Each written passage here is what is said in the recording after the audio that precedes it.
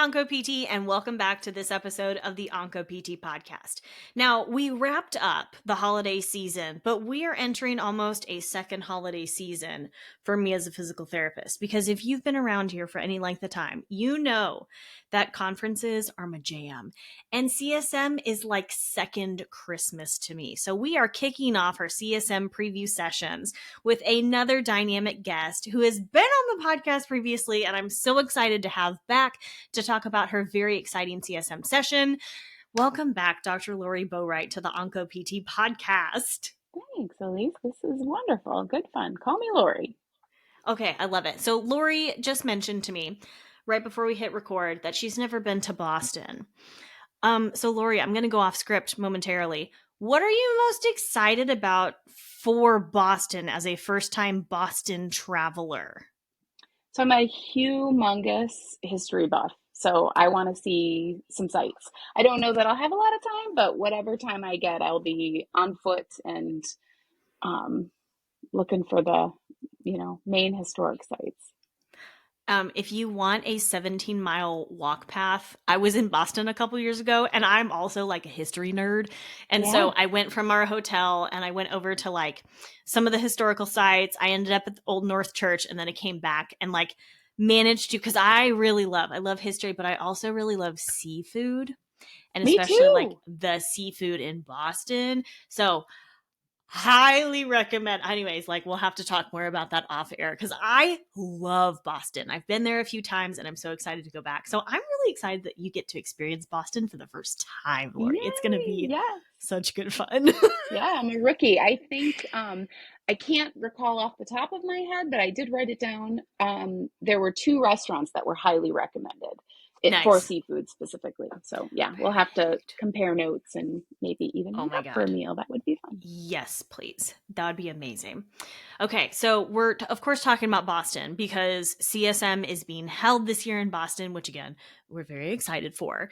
Can you tell us about one of your sessions? Yeah, y'all, I did say one of. We're going to focus on one of Lori's sessions today, and then we'll tease the other ones at the end of this interview. But Lori, can you tell us a little bit about your session titled Navigating the Complex Situations and Tough Conversations of Working with the Cancer Population? I certainly can, Elise. I know that you want to know when it is, and I did write this I down, February definitely do. 17th. It's the 8 to 10 a.m. session on Saturday.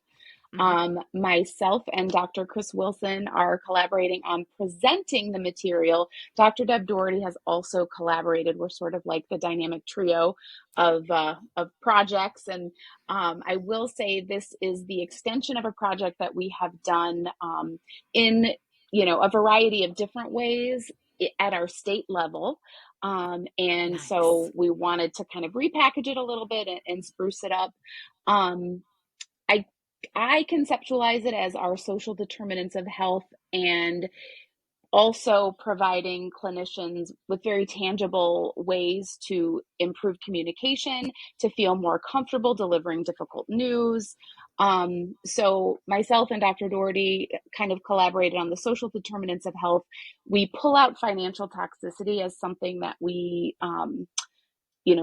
delve much more deeply into as a social Mm-hmm. determinant of health. So those are sort of like if it's a 3-parter, it's, a broad overarching explanation and working your way through trying to solve and help be present through some of those social determinants of health. And I'll talk a little bit more about that in greater detail. But then again, we pull out financial toxicity as sort of a standalone because it is so super impactful. Yes. And then the last really half of the session is the navigating those tough conversations that we have to have with patients. It's really a Mm-hmm. given in the oncology space. So, and that's really Dr. Chris Wilson's purview. He does a lot in his entry-level DPT curriculum courses, and actually Mm-hmm. teaches in the graduate certificate program at Oakland University as well on those specific topics. So there are, those 3 sort of subsections. I will say it really, the aim is to prepare clinicians to help patients manage, a multitude of social, emotional issues. Again, helping them to find resources. And again, I don't ever purport that we can solve all of the problems, right? We have our purview. But it is within our responsibility realm to resource with patients, for patients, and help them get to navigate is the word, our colleagues who have specialty, areas of expertise in financial toxicity specifically. So, Mm-hmm. and this presentation doesn't necessarily give you all the tools because, again, it's sort of out of our purview, but things to think about, and then some real practical ways to resource for patients and to help you network as a clinician to develop, the network that you need so that you can confidently refer when, Mm-hmm. because it's really, again, not an if such situation. We've talked about this before. It's not if you're going to see a cancer patient in your practice. I don't care if you want to specialize or not. It's when, and truly where, many of these social determinants of health are concerned, especially financial toxicity. It's not if, it's when. It's rare Mm-hmm. that someone will transition from diagnosis through survivorship without a copay or Mm-hmm. impactful deductible, right? So, being forced to make some of those difficult decisions in terms of, do I pick this? Do I pay the bills this month, or do I get my chemotherapy? I mean, those are real situations. And so it is, I would say, good fortune to be in a health system that has, financial navigators that will, solve and help resolve issues, find money through grants, community resources that involve, multiple levels, faith-based, secular, those kinds of things Mm-hmm. to help, provide resources that patients might need at any given scenario. So again, Mm-hmm. it's not necessarily our job to do all of that, but to help them resource and find those resources. When I first started practicing, I was very unprepared and frankly naive about just how many of these conversations I would be having with my patients. And I think it comes from a few different reasons. Is, for me, an outpatient, as an outpatient physical therapist, I spend a lot of time with my patients. I usually am very privileged. I get to see my patients for about an hour at a time. And I mean, we are talking, right? We're doing our interventions, of course, but I mean, like, I get to hear all about the things. I get to hear about their lives. I get to hear about their kids and their grandkids and their pets. And we also talk about some not so fun topics like the financial implications and like how much of a struggle it is. I'm thinking back a really like more drastic example of just some of the financial toxicity that one of my patients faced is this patient of mine was in his 70s and he was couch surfing between his adult children's homes because he could not live at home by himself. And so he was sleeping on either a sleeping bag or like a blow up mattress. And that, unbeknownst to me at the time, but on like months of working with him, it finally came to light of just how bad his sleep was. And that was absolutely affecting his capability to participate in our rehab sessions. So I just tell this, Lori, because I know there's probably someone out there listening who is like, is it really my place as a physical therapist to have these conversations about finances with patients? What would you tell that person? So I love what you've done here, actually, because we're talking about like a three-part presentation or education session, right? And the last of which is having difficult conversations in the cancer context. But we've dovetailed it into, the second part, which is that very specific social determinant of health we've kind of pulled out to highlight. Um, what I will say is this: conversation and being your authentic self and being very, open and willing to discuss things with patients varies from person to person. I don't want to go the lengths of saying you either have this or you don't, but it does come much more naturally to some than others. I've never struggled having a Mhm. conversation really with anyone. I can have a conversation Mhm. in the drive-through at Starbucks. Like, my kids get really frustrated when I'm, you know, telling them my life story and where we're off to, blah, blah, Absolutely. blah. So I haven't struggled in this domain, but working with students over the years, you do see the gamut of individuals that will struggle in this domain. So Mhm. my best advice is to be your authentic self, because if you're trying to act the part or fake it till you make it, again, I can't do blanket statements because some people are successful in that way. But I have found when, I'm working with students, we'll just give an example of, um, their very first practical examination, and they are having a hard time communicating, asking important questions, taking the history. Other students are, making small talk along the way. And so again, there's those two, different sides of the spectrum.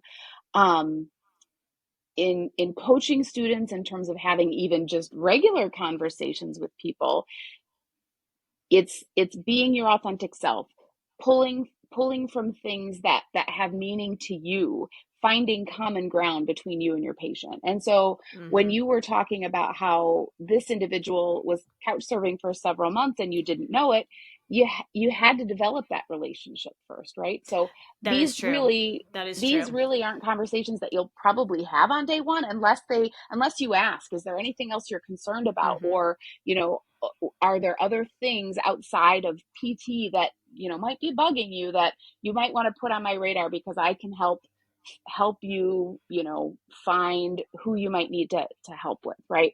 Um, Mhm.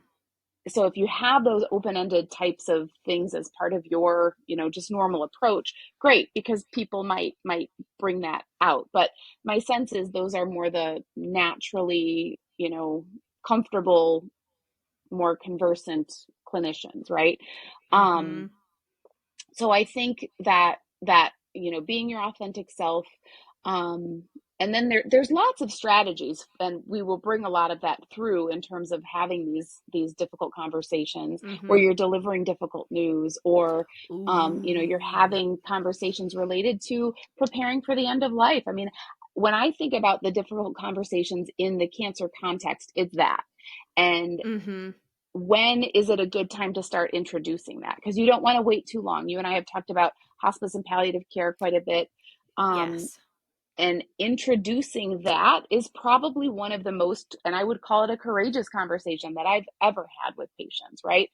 Um, because it even if you are in a situation where it's an incurable cancer, and there are issues related to quality of life. We'll just lump it into quality of life. Mhm. Um, Wanting to maximize that. Um, it is, I will say, it's not easy for anyone, but being your authentic self. And I always focus on what we can do to help or make things better. Um, I don't like to use negative terminology. So trying to keep things as positive as possible, but you always want to be truthful too. So, Mhm. Dr. Wilson will talk at length about a few different techniques. Motivational interviewing is one that is used often. Mhm. Um, a little bit less, I would say, in the palliative care and hospice domain potentially. Um, for compliance, and again, just to have a general understanding, give the patient some autonomy, Mhm. and ownership of the process of decision making. You're trying to provide as much information as possible in a very truthful way so that they can make informed decisions. Um, but there are programs out there. Vital Talk is one that Dr. Wilson will talk about.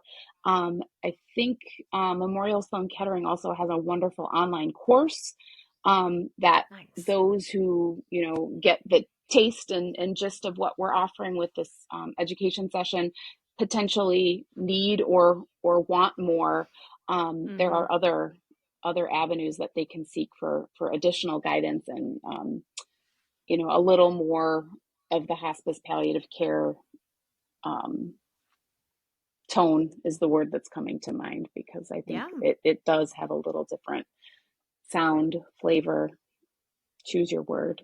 Mm-hmm. And even as someone, like I'm obviously looking forward to this session and I have not attended it yet because it's clearly not February at this point. But one of the things, I do have waves of patients where I feel like I have a very heavy load of patients who are in the more end of life stages, right? So I definitely go through those phases. But a difficult conversation that I think I have way more commonly, I'm curious your thoughts on this, Lori, is around lymphedema. And a lot of times, I unfortunately get patients who come to me who have very, unfortunately, like wrong information about lymphedema. Like, let's just call it what it is, where, they may actually have no information whatsoever. Like, they may have been told this is not going to be an issue for you. You hear that a lot. Even if you get it, it's not that big of a deal. You'll wear a sleeve and like it'll be fine. Or, if you do what you're supposed to and you wear your sleeve, I throw it back on the sleeve because that's what I hear most often. Like you'll wear your sleeve for a bit and then it'll be gone. And each of these are very wrong of just different kind of phases of where they're at with their information regarding lymphedema. And this is sometimes even from people within the medical field, right? This is not they're going to Google and looking this information up.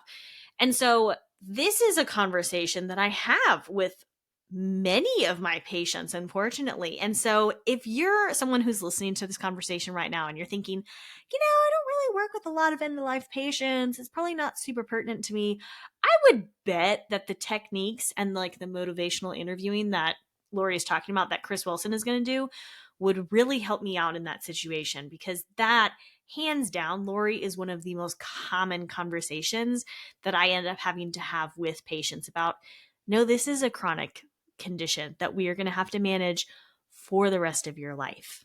And that is hard news. That is hard news to receive.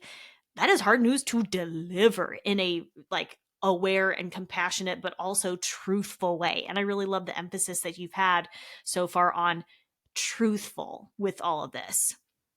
Right, right. And I think that's a really good example. So again, the palliative care and end of life hospice types of conversations, certainly not the only ones you will have. I pulled that out as, an extreme example. Oh, right, of Um, course. but we have these similar kinds of issues that you're having with, these patients who have been kind of misdirected and misinformed about their issues with lymphedema, Mm-hmm. just in the general context of oncology rehab, right? I'll recently a breast cancer patient who had radiation, no prehab. Nobody told her she should be ranging her shoulder, even just regular Oh. range of motion through treatment comes with a frozen shoulder. So there's just so much wrong with, again, the whole referral process and prehab. I'm not going down that rabbit hole today because it's my favorite rabbit hole, but that's not why we're here. But those kind of conversations are difficult because you Yep. certainly don't want to undermine your colleagues in medicine, right? Right. Um, they are very obviously not up to par in terms of, you know, current evidence and what patients should be doing Mm-hmm. to minimize those issues.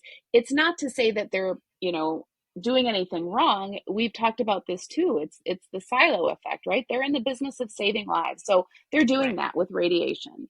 Um, but the manifold consequence to, the lack of proper information dissemination is that we have these quality of life issues. So yeah, I mean, that's impactful too. And you stop short of saying, should you, if you saw me 3 months ago, we could have prevented this I whole mean, thing, right. because that's a major undermining of your medical colleagues. But there again, you have to be truthful. Okay, now what we're dealing with is a very fibrotic joint capsule, whatever the case may be, and this takes a long time to rehabilitate, and it's quite a bit of work.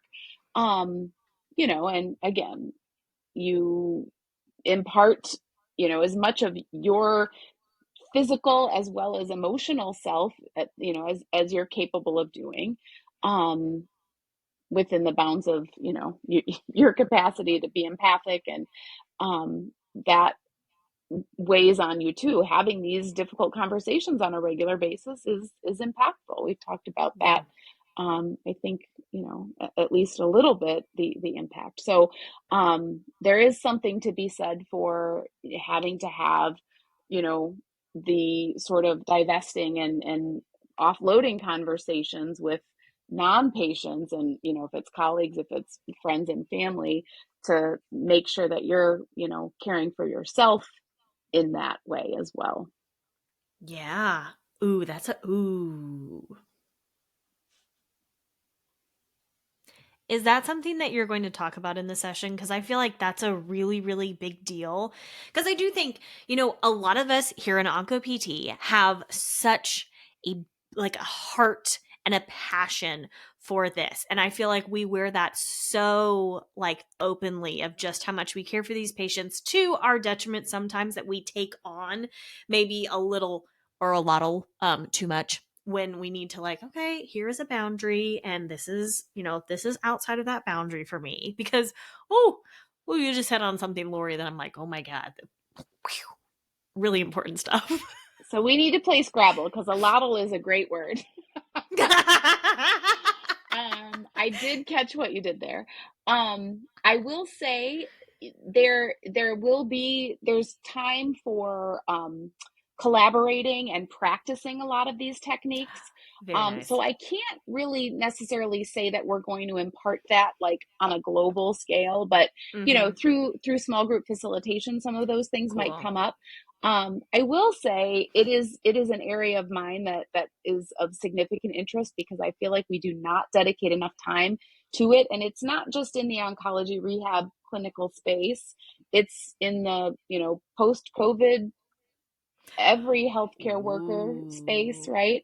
So Mm-hmm. maybe we've just planted a seed on a future idea to collaborate on for a CSM session in 2025. Who knows? Oh my god. This leads really nicely into my next question, because this is going to be what we reflect on and point back to when I ask that question in the future.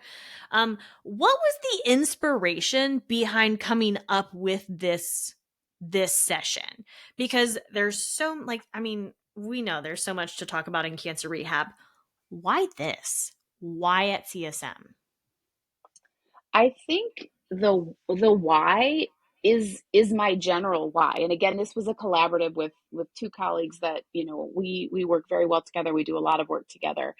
Through the development of our textbook, we have some wonderful space in the textbook dedicated to a lot of these concepts.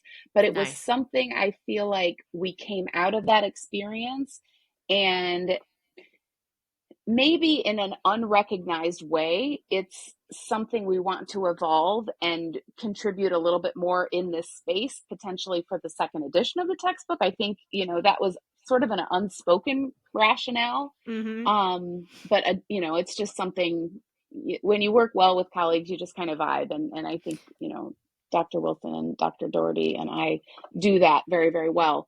So I'm very, very fortunate to have such great colleagues and support in that way. Um, but that it all directs back to our overarching why is to improve Mm-hmm. survivorship for really everyone who's touched by cancer. And our little seed planting with potentially talking about the importance of self-care and all of that in the future, that's care of the clinician who is affected by cancer, right? Because we're working in this domain. Including, in the mission of APTA Michigan Oncology Rehab SIG, we have, I can't reiterate it verbatim right now, but we've talked about all persons affected by cancer, and that includes improving survivorship. It involves improving the support that people who are supporting the survivor, right? So the carers, Mm-hmm. we might even term it exactly that way. Um, and then, the obvious person, diagnosed with cancer is at the center of that, and that's the obvious obvious why, but I feel also compelled to mention just briefly that historically, bless you, again, um, we can't ignore the underserved and underrepresented. And so that's, those social determinants of health that adversely affect some more than others is just, not where any of us want to practice. So it's bringing those obvious things to light, um, giving the clinician some practical tools to resolve some of the minor things, right? Again, not all of it is within our scope of practice or, purview. Um, but I am always of the mindset, and this is one of my mantras, even with my entry level DPT students, you know better, you do better. So if you know someone that could help this person, you connect them.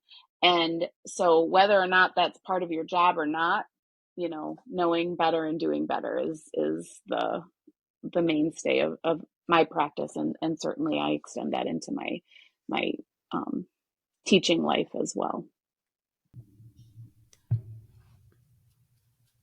We didn't plan it this way, but this episode has kind of been like a full circle moment for me, like on air, while I'm not sneezing, obviously, like off mic.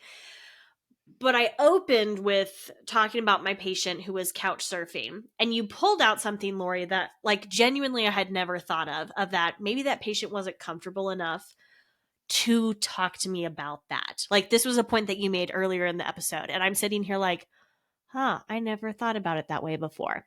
And then something that you just said, like just now, again, full circle, of you know better, you do better. And so after that experience with that patient of learning that, oh, they are couch surfing and they don't have a mattress to sleep on that is not a blow up mattress, because we've all slept on a blow up mattress and we know the kind of sleep that we get on that. Now I know that I need to be talking to my patients about this. And I never would think, as someone who has a mattress that I get to sleep on every single night, I never would have considered that that was not the reality for all of my patients, right? And that's not something I default to thinking about. I need to ask about this. And so, again, like Lori said, you know better. Now it is your responsibility to do better. And I think that sleep situation for me was a great example of that, of moving forward, I know to ask my patients those kinds of questions. And again, it stemmed from a what I until today genuinely thought was a very innocuous conversation that may have actually been a really hard conversation for my patient to have with me, and maybe I wasn't ready to receive that information. And so I do think maybe being a clinician who is more proactive in maybe laying the foundation to have some of these maybe more uncomfortable and vulnerable, difficult questions and conversations with patients will open up opportunities to show up better for our patients in the long run. Anyways, I'm having this on-air realization, Lori, that I'm just like, wow, this is a really big learning moment for me. And I'm really appreciative of that. Wonderful. It's wonderful. And I'm similarly learning from you. We are all constantly evolving. I think if you can extend that, you know, again, I feel like the word you pull out, or I'm pulling out of that, is authenticity. You need to be vulnerable with your patients so they can be vulnerable with you. Um, Yeah. it's the human in you meeting the human in them, and walking with them, not dragging them through or following them through. You are walking with them on this journey. Chills. Chills, Lori. Oh my I love God. when I do that. Oh, okay. I feel like we've already answered this, but I want to know what your answer to this is. Why is it so important for CSM attendees to go to this session on Saturday, February 17th at 8 a.m.? I think that the topics we will discuss span beyond the oncology domain. So that's importance number one. This is for Love. all clinicians, not just oncology clinicians. I mean, there's a lot that is, it's going to be under the auspices of oncologic physical therapy. Mm-hmm. But savvy clinicians will realize that scenarios exist outside of oncology rehab. So Mm-hmm. that it will help everyone. Um, and it will do that by giving resources and practical information and allowing for practice of some of these skills that you will develop. So it's almost like a full knowledge translation Mm-hmm. experience. And that will allow you to return to the clinic when you return, ideally Monday morning, sometime early in the week, um, and be able to use these strategies. So practical information, knowledge translation, skill building, um, again, in the oncology space, that I think you can extrapolate to any clinical conversation.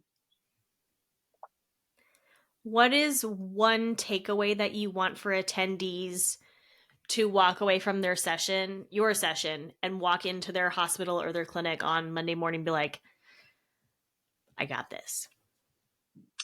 With confidence, having practiced the skills, I think that's the word, confidence, and being able to use those skills right away. Oh, I love that. Well, you know, Potentially, yeah, go go ahead. ahead. I was just going to say, potentially even in your personal life, right? I mean, we all have to have difficult conversations. These are skills that I think are life skills, not necessarily just work skills. So that's another little pearl. I would agree with that. Listen to Mother Lori. She's giving you life advice here. What I was going to say, Lori, is you know that our motto here at, or like our tagline here at the OncoPT is helping physical therapists treat oncology patients confidently and competently. So, like the confidence thing, I am all about that. So, this is perfect. One last It's a great time, word. where can people, or I should say, when is your session so that people can be on the lookout for that when they're signing up and planning out their CSM? February 17th. So that's that Saturday morning, 8 to 10 a.m. Perfect. Typically, in my experience, things are pretty straightforward in the app. Um, Mm-hmm. and you can star sessions and add them to your Yep. little calendar, and that's kind of how I stay organized, because it really is information overload. So that you are doing this to help people kind of parse out what might be of special interest to them is really a good Mm-hmm. service. So thanks, Elise. Yeah, that's, I mean, and again, Lori and I were talking off air. This is exactly why I do this, because even today, like I know, because I was already looking at the CSM schedule of how am I going to prioritize what I want to attend to, because I need, like in the Harry Potter books, Hermione has a time turner, and so she can go back in time and attend all the classes. I need that for CSM because this 3 day extravaganza is just not enough for me. Like I really need it to be a week, but also not a week long. So last question, Lori, which will also help people kind of say, okay, where am I going to go when I'm going to go to it? Is your session going to be on demand, This like particular after? session will not be offered on Okay, demand. good to know. Good to Yep. know. Okay, let's give a little time. Tell us about your poster. When are people going to be able to go and see that? So the poster presentation I've been assigned to is Saturday. It's that same day, Saturday afternoon, 1 to Okay, 3 p.m. Typically, the nice. posters are in the exhibit hall, so that's a little easier to Mm-hmm. find, and they're like Mm-hmm. divided by section. The title of the poster is Perceptions and Outcomes of Older Adults Following a Cancer Prevention Educational Seminar. And it is a project that I worked on with four very talented DPT students. Um, they actually helped myself, Dr. Chris Wilson, and Dr. Sarah Arena develop a cancer prevention education module. Oh And my it was god. delivered to older adults in person, and we did a survey of their perceptions and knowledge. And much Mm-hmm. of what we discovered was we were pretty effective in delivering the content. Yay. So, little spoiler alert, but lots of significance in terms of outcomes Mm-hmm. statistically. But I feel like the best outcome, and I will just say this because my students won't be joining me to present, unfortunately. Um, but the best outcome of all was watching them grow as students, and talking about confidence, Mm-hmm. putting together a mini PowerPoint and delivering it to a room of older adults. is pretty anxiety provoking. All 4 Yep. students did an exceptional job, enjoyed every minute of it. The older adults just, oohed and awed over the wonderful experience that they provided. And Oh, so I'm really proud of this project. that is so exciting. Oh my gosh. First of all, congrats to those students. That is such like a monumental accomplishment to do. And I'm really, really excited to see that poster. So wonderful on that. And then you also have another session at CSM. Is that correct? Yep, I'm part of another collaborative session. A group of us were asked to contribute to this particular presentation and larger project. It is the how-to manual for including oncology rehab in entry-level DPT curricula. Mm-hmm. Shana Harrington and Chris Wilson for the last several years have been working on information sourcing, data gathering related to what's being currently taught across the Mm-hmm. country related to oncology rehab, and put together a really exceptional Delphi study, the outcome of which was not much, and we need to, up the ante a little bit in terms of what we're providing, Mm-hmm. because they are required to know certain things for entry level board practice, Mm-hmm. or passing the boards for entry level practice rather. Right. So the work to come is involving working with CAPT. We do not currently have CAPT standards for Mm-hmm. oncology for DPT curricula, but Yeah. this how-to manual will really help to kind of ramp up what programs might have existing or fill gaps that maybe is not there. Are Um, needed. Mm-hmm. yeah, exactly. So that we are preparing an entry level workforce, because I know as a listener of your podcast, many episodes do stem on the volume of cancer patients to the lack of qualified clinicians. So Yep. if we can you know narrow that gap through entry level preparation, um, all the better, at least to help Yep. triage and get things moving. Yee. So there you have it, y'all. Some very exciting topics and conversations that are going to be had at CSM. Very, very excited about this. Lori, where can people connect with you? I mean, obviously, we're going to be at CSM, so that's number one. But where can people connect with you after listening to this podcast episode? They're like, I'm obsessed. Where can I learn more? I am on faculty at Oakland University, so email address boright@oakland.edu. For direct messaging, I'm very accessible. Um, I'm on Twitter. I don't remember what my handle is. You might have to put that in the show I can notes. find it. I'll find Yeah, it. That's not a and problem. and Instagram too. Yeah. Either Perfect. of those two places. Perfect. I will And say then Twitter is a lot of fun in the oncology rehab space. So if you're it not on is a Twitter, you lot should of be. Yeah. fun. I agree with that 100%. And I was just going to leave one little tidbit with she mentioned it, but I just want to make sure that was acknowledged. She is also part of the amazing oncology rehab textbook team that we had on the podcast like a year ago or so. So that's also going to be linked in the show notes, because if you are considering diving into oncology rehab in any capacity, you need this textbook on your bookshelf. So Lori, thank you so much for coming on the podcast again. This was such fun. And I'm really, really excited about this session because it's very needed, obviously, in the oncology session, like world, but also just, I think, being a better clinician, it's going to be really, really impactful. So make sure, y'all, if you're going to CSM, mark your calendar.